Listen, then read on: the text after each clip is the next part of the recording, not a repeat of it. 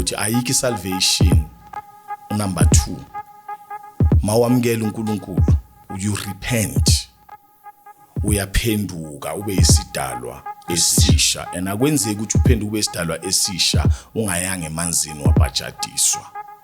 Now the significance yokuthi kube umfula kuba amanzi ahambayo, it's because uma uyongena emanzini ubhajadiswa kuba khona umuntu ofayo, Chris. Why sihlulwa thina imimoya size siyibalekele siyofuna ucreate indawo zethu iBhayibheli lingasilelanga kuzo?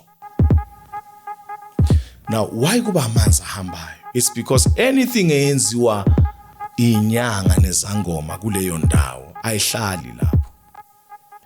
But mawuzohamba uthi uyothandaza noma uyoshumayela ngoNkulunkulu noma uyolalela izwi likaNkulunkulu la kuzoba khona kukhulunywa ngoNkulunkulu noma kubiza umoya oyingcwele, your hair must be covered.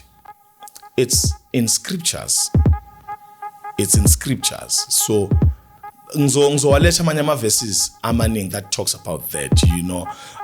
It's important, James, ukuthi when you read, unpack the events, understand what was happening here before you can deliberate on a verse. Check the event, read the whole chapter. Ngesikhathi inhliziyo kaFaro iqala iba lukhuni, uNkulunkulu goes to the crops.